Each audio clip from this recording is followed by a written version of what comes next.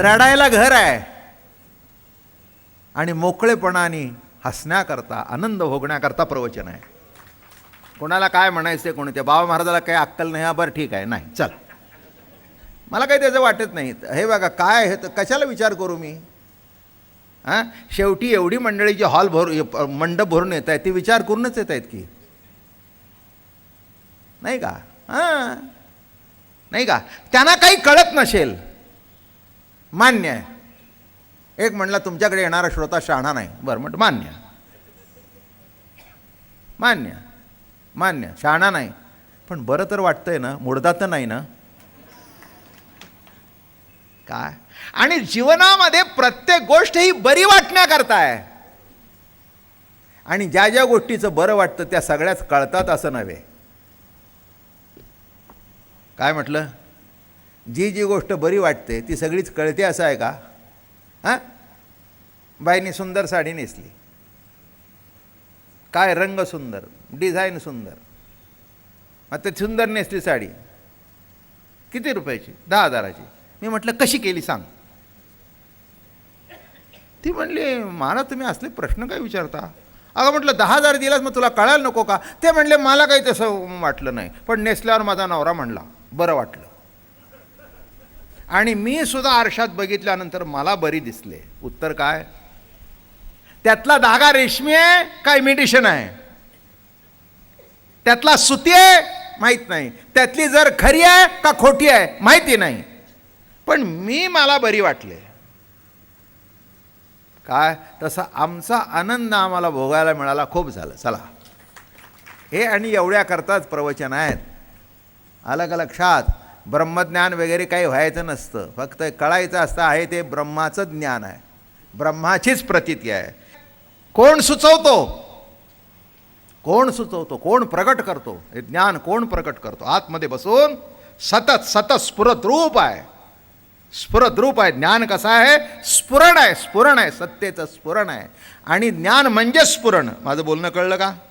ज्ञान म्हणजे काय आहे? काय केलं सद्गुरूने? तत्वमसी महावाक्याचा उपदेश करून अज्ञान घालवतात, त्याचे निरसन ज्या ठिकाणी करतात अशा प्रकारे शिवगुरू शिष्याशी नांदवतात. ठीक आहे, पण त्यांच्या शब्दामध्ये इतकी ताकद आहे की तो शब्द म्हटल्यावर, आता हे बघा, तत्वमसी शब्द आम्हाला माहिती नाही का? आम ब्रह्मास्मी शब्द माहिती नाही का? पण त्यांच्या शब्दात इतकी ताकद आहे की त्यांनी सही कर म्हटल्यावर यांनी केली. काय शब्दात ताकद आहे, तसं सद्गुरूच्या शब्दामध्ये ताकद आहे. अधिकार संपन्न अधिकारावर असलेल्या माणसाच्या वाणीत ताकद आहे, लेखणीत ताकद आहे, तसं सद्गुरूच्या वचनात ताकद आहे. एक दृष्टांत मी देत असतो, मजेशीर दृष्टांत आहे. देशमुख साहेब, तुम्हाला कळेल, तुम्ही वकिलात.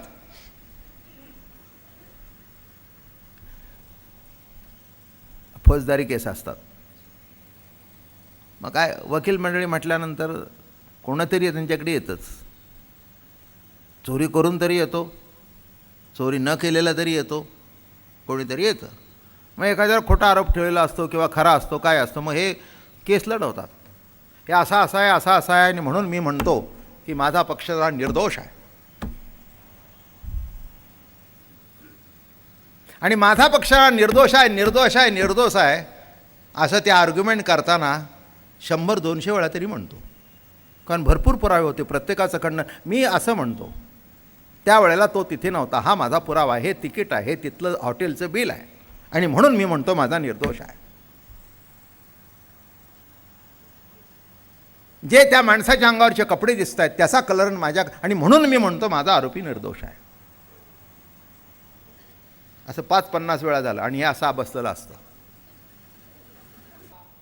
हार घालणं वडिलाला नव्हे, हार जाणं. हार घालणं नव्हे, हार जाणं. हार काय पैशाला विकत मिळतो, पगार भरपूर आहेत, 1000 रुपयाचा हार घालतील, विशेष काय? पण त्या वडिलाचं स्मरणाबरोबर त्यांनी आमच्याकरता काय केलं? नुसतं स्मरण झाल्याबरोबर कंठ सद्गदित झाला पाहिजे. हे वंदन, हे वंदन. माझं बोलणं कळलं का?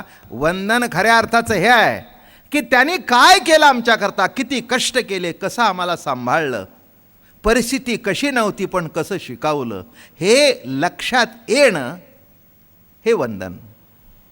तसं सद्गुरूच्या चरणावर डोकं ठेवून कायम बसणं हे वंदन नव्हे, तर त्याच्या स्वरूपाचं ओळख होणं हे सद्गुरूला वंदन. आत्मा जो स्वतः सिद्ध, निरंतर जो शुद्ध बुद्ध, नुसुधाची नित्यानंद परिपूर्णतो, जे सांगितलं तेच. ज्या बोधरूपाच्या ठाई करणी उपजली नाही, जो अन्यथा काळत्रयी झाला नाही. निराळं करणी अशी उपसलीच नाही. निराळं काही करायचं शिल्लकच नाही. काय निराळं करायचं आहे? निराळं काही करणं आता शिल्लक राहिलं नाही, सगळं एकरूप आहे. हां, त्याचा विलास जाण अवघे त्रिपुटी भान, चिद्रूपची आपण विलासत असे. हा सगळा त्याचा विलास आहे बरं का. एक लक्षात घ्या, हा विलास शब्द ज्ञानोबारायच्या वाङ्मयातच आहे. ते असं म्हणजे उगीच जो मनुष्य परमार्थिक आहे त्याचा चेहरा असाच असला पाहिजे. म्हणजे एखादा मनुष्य गेला तर त्याला दाबच वाटलं पाहिजे, आणि यदा कदाचित त्याच्यासमोर जर हसलं तर आपल्या मागच्या जन्मीचं पाप उदयाला आलं असंच वाटलं पाहिजे. कठीण आहे हो, गंभीर. मी कालच म्हटलं कुणाला तरी की तुमचा संसारातला गंभीरपणा जाण्याकरता हे प्रवचन आहे. येण्याची विलासे पाहता जे योगाची नुरेची वार्ता, हेही जाणण्यावयापुरता दुसरा काहीचे. येण्याची ऐसे जे काही कुण म्हटली आपणची करून, एवं आत्मत्वे चरण वंदिले असे. आता सगळं काय आहे तोच जाण रूपाने प्रगट झाला. कोण आहे? माझा सद्गुरू आहे. स्वयंभूची श्री निवृत्तीपण तयाचे श्रीचरण वंदिले असे. आता ज्ञानदेवो म्हणे, शेवटची ओवी. आता ज्ञानदेवो म्हणे श्री गुरु प्रणामे येणे, फेडिली वाचारुणे चहू वाचांची. काय झालं? आता ऋण फेडलं. कसं फेडलं? काय दिलं श्री गुरुने? शब्दाने. आता ऋण फेडायचं म्हणजे कसं? आता थोडंसं शास्त्रीय दृष्टिकोनातून सांगतो. तत्वमसी, ते तत्व तू आहेस. अहम ब्रह्मास्मी. तत्वमसी हे शब्द आहे, बरोबर आहे ना? हां, आता त्याला वंदन करूनच त्या शब्दाच्या ऋणातून फेटायचं आहे. हे वाचेचं ऋण आहे. कळलं कशाने? वाचेने. सांगितलं कशाने? वाचेने. म्हणजे हे वाचेचं ऋण नाही का? बरं चला, हे नाही कळलं तर दुसरं कळेल असं सांगतो. येत राहतो आतून. चला, एक काम होतं आमचं अडकलेलं. तुमचं म्हणा, माझं म्हणा, कोणाच तरी अडकलं. मग त्यांनी काय केलं? अरे ते त्यांची ती फाईल ते करून टाक ना. साहेब आहे तुमचं आहे, मला माहीत नव्हतं. लगेच सही मिळाली. मग पेड्याचा बॉक्स बिक्स घेऊन गेला, हार गिर घेऊन. काय अरे हे कशाला आणलं? अहो म्हटलं तुमच्या शब्दानी झालं. कळलं का आता?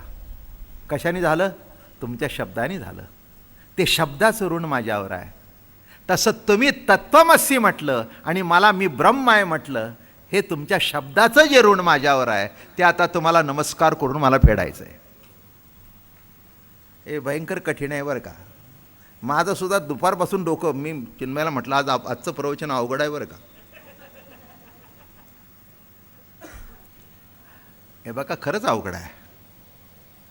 हां, एक सांगू का? दृश्य वस्तूची व्याख्या करता येते, पण अदृश्य जे स्वरूप आहे आणि अदृश्य जी अवस्था आहे त्याच्याबद्दल तास 2-2 तास बोलणं इतकं सोपं नाही. त्याला श्रीगुरूचा हात डोकावर लागतो आणि माझं काही नाही तुझं आहे म्हटलं की ते घेऊन टाकतात. वंदन करावं, आपण मुक्त झालो. इतकं सोपं नाहीच आहे ते. माझं बोलणं कळलं का? शब्दाचं ऋण. तुम्ही शब्द टाकला, अहो झालंच नसतं. खेड्यातला म्हणून असं माझ्या बाळाला सुद्धा झालं नसतं. काय पण तुम्ही एक शब्द टाकला आणि अहो काय तुम्हाला सांगू, 1 वर्ष खेटे मारतोय नुसतं तुमचा फोन आल्याबरोबर. काय तुमच्या शब्दाचं सामर्थ्य.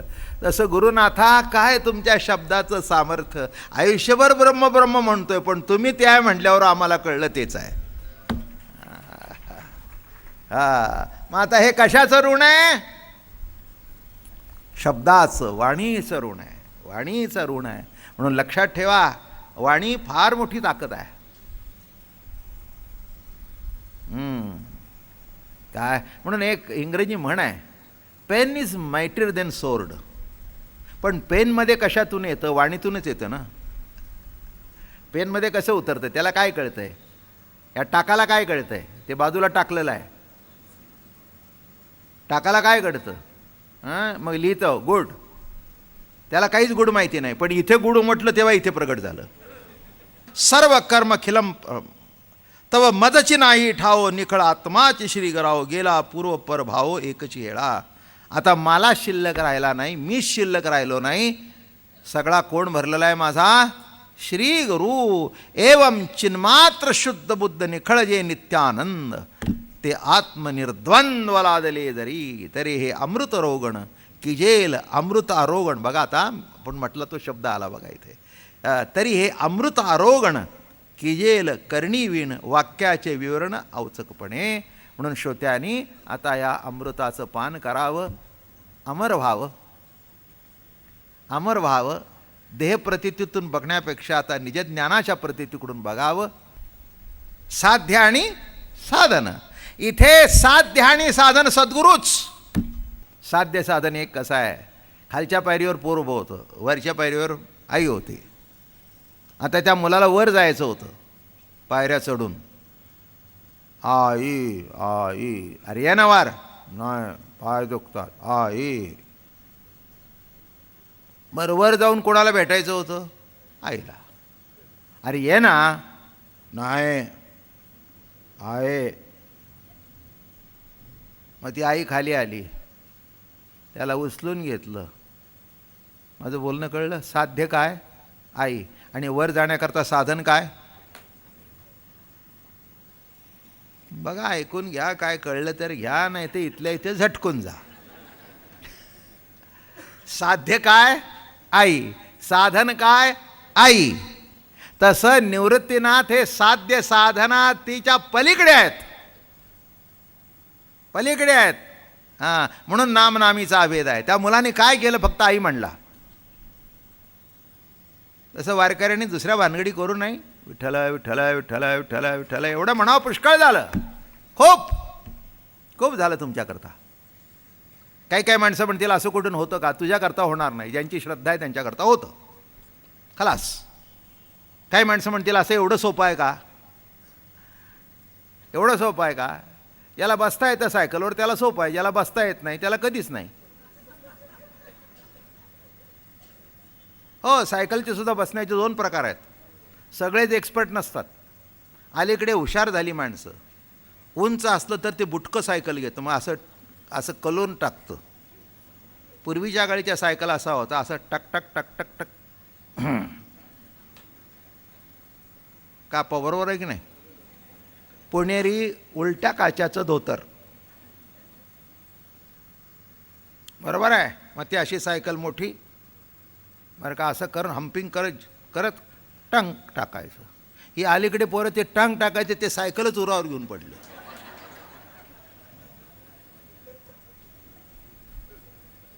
बसल्यावर बॅलन्स आला, कारण ते डळमळीत कोटच्या तरी दगड्याला पाय लावतं, खाली पाय टेकतं, म्हणून इकडे तरी आणि इकडे तरी. हे तसं नाही, असं बरोबर टांग टाकायचं. अहो, मी शिकलो आहे सायकल, आणि अशा प्रयत्नामध्ये गुडघे फोडून घेतलेत, पण शिकलो एकदा ते. काय? कारण असं होता ना, तो बॅलन्स आला पाहिजे. हां, इतकं सोपं नाही ते. हे चालवणं बरोबर आहे, एकदा फोर्स आला की चालूच राहतं ना ते. पण तसं बसणं, तसं सद्गुरूंनी तुम्हाला शिकवलं. या पायाचा आधार घेऊ नका, त्या पायाचा आधार घेऊ नका. कशी मोकळेपणाने बसावं, मग तिथे काही प्रश्न येत नाही. तसं निवृत्तीनाथ म्हणाले, येथे जो भ्रम झाला तो भ्रमरूपेची राहिला, आपुला निश्चय गेला. भ्रम झाला तो भ्रमाच्या ठिकाणी राहिला. आता भ्रम बिम काही नाही, आहे तो आनंद आहे. आहे तो आनंद आहे.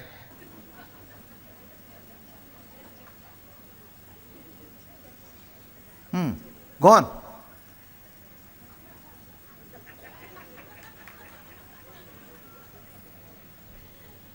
काही वेळेला असंही होतं.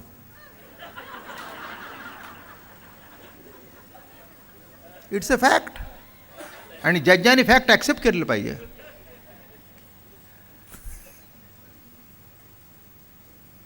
यांनी घसा तोडून तोडून 4 दिवस आर्ग्युमेंट केली आणि ते शेवटी केस वाचून एकदाच म्हणलं ॲक्विटेड. काय कळलं? 100 वेळा म्हणून ॲक्विटेड नाही, याने एकदाच तोंडातल्या तोंडात पार्डन मी सर ॲक्विटेड. हां. हातात बेड्या असून सुटला आणि यांनी 50 वेळा म्हणून सुटला नाही. तसं आम्ही किती ब्रह्म म्हटलं तरी उपयोग नाही, ते याच्याच ताब्यातून यावं लागतं, सद्गुरूच्या मुखातून. अधिकार संपन्न, ॲक्विटेड. ॲक्विटेड म्हटल्यावर झालं खलास. मग ते गेले लगेच. साहेब तुमची कृपा, तू काळजी करू नको म्हणले. आता सुटल्या रे, तू कशाला विचार करतो आता, चाल. हातात बेड्या असला तरी सुटल्या आणि नसल्या जरी तरी अडकला. लक्षात ठेवा. तसं सद्गुरू काय करू शकतात?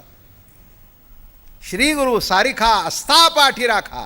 तो असल्यानंतर सगळी ब्रह्मप्रतीती प्रगट होते. म्हणून महाराज म्हणाले, जे हे सद्गुरु वंदन, जे वंदनाचे अवसान प्रत्यय मात्र जाण पूर्वा परते विण. जो पूर्व भाग देखिला तोची अपरत्वे मांडला. साध्य साधन झाला एकूच रस. आता साध्य नाही आणि साधन नाही. काय झालं? 2 भाग आहेत, एक साध्य आणि एक साधन.